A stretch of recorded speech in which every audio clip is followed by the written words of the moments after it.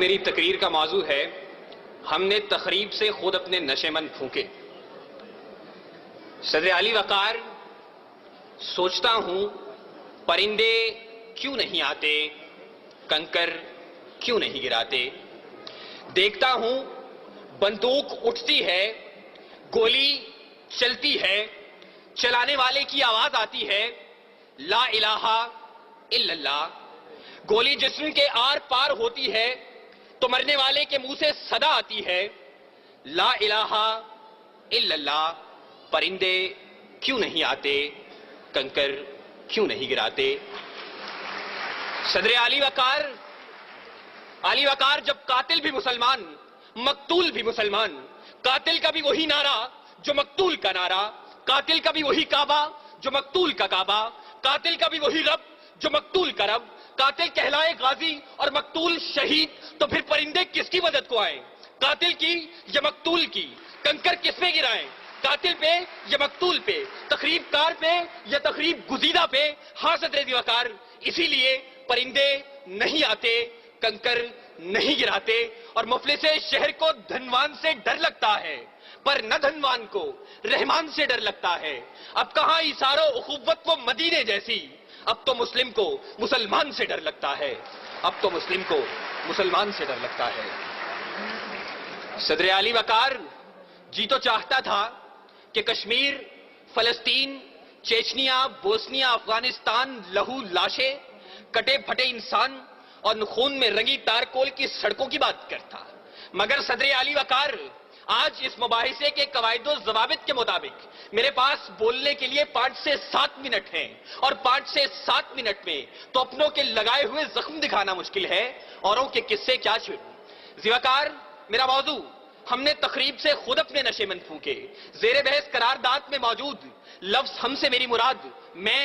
آپ، اس ایوان میں موجود ہر شخص، اور نشے مند سے مراد اسلامی جمہوریہ پاکستان ہے۔ اس نشے مند کو، اس ارض پاک کو دنیا کے نقشے پر لانے والا قائد اپنی زندگی کی آخری سانسیں گن رہا تھا، گاڑی دیر سے پہنچانے والے کون، گریبان میں جھانکے تخریب کار ہم خود ہیں، سکوت ڈھاکہ وطن دو لخت ایک آشیانہ 2 حصوں میں بانٹنے والے کون، گریبان میں جھانکے تخریب کار ہم خود ہیں، وطن کو ٹکڑے ٹکڑے کرنے والے سندھو دیش، پختونستان، جاگ پنجابی جاگ اور عظیم بلوچستان کا نعرہ لگانے والے کون، گریبان میں جھانکے تخریب کار ہم خود ہیں۔ گھنٹیاں نہ بجاؤ، میں یہاں سے چلا جاؤں گا، مگر میری آواز اس شور صدا میں گونج تو لینے دو۔ صدر علی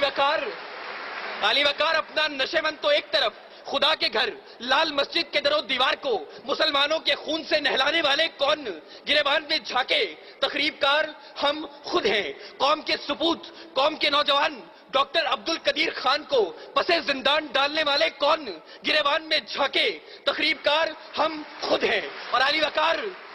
ہمیں خبر ہے لٹیروں کے سب ٹھکانوں کی، شریک جرم نہ ہوتے تو مخبری کرتے، شریک جرم نہ ہوتے تو مخبری کرتے۔ صدر علی وقار، قاتل کوئی اور نہیں، قصوروار کوئی اور نہیں، تخریب کار کوئی اور نہیں۔ چلیے ذرا دیر کو تصور کیجئے کہ قاتل کوئی اور ہے، تخریب کار کوئی اور ہے، قصوروار کوئی اور ہے، تو پھر میرا جلتا نشے مند سوال کرتا ہے کہ خزانے خالی کون کر گیا، املاک کس نے نیلام کی، عہدے کس نے بیچے، درآمد و برآمدات کی آڑ میں ملک کون لوٹتا رہا، پرچم کا تقدس پائمال کس نے کیا، کراچی کی فٹ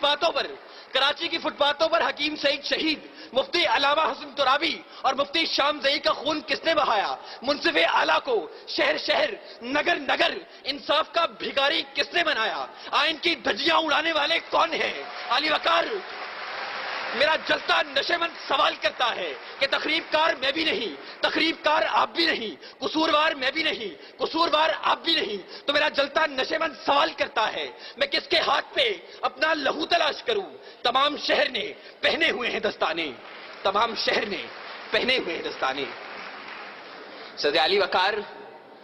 قاتل کوئی اور نہیں، قصوروار کوئی اور نہیں، تخریب کار کوئی اور نہیں۔ صدر علی وقار، اپنی ہی تخریب کاریوں سے، اپنے ہی نشے مند جلانے کی یہ داستانیں میں کیا رقم کروں گا۔ اس موضوع پر بات کرنا چاہیے تو اے کاش کہ آپ ایک دعوت نامہ اس بوڑھے باپ کو بھیج دیتے کہ جس نے اپنی آنکھوں کے سامنے اپنے جوان بیٹے کو لال مسجد میں تیزاب سے جلتے دیکھا. اے کاش کہ آپ ایک دعوت نامہ اس سہاگن کو بھیج دیتے کہ جس کا سہاگ میرٹ ہوٹل کے دھماکے میں اجڑ گیا. اے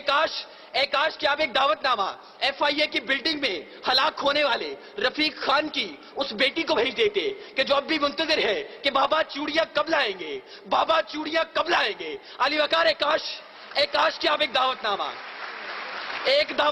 سوات کے ان معصوم بچوں کو بھیج دیتے کہ جو ملبے کے ڈھیر تلے اپنی کتابیں تلاش کرتے ہیں, اپنی کرسیاں تلاش کرتے ہیں, اپنے بینچ تلاشتے ہیں. وہ یہاں آتے, نالا و شیون بلند کرتے اور بتاتے کہ تخریب کار کوئی اور نہیں. وہ آتے, گریہ زاری کرتے اور بتاتے کہ تخریب کار کوئی اور نہیں. آہو بکا کرتے اور بتاتے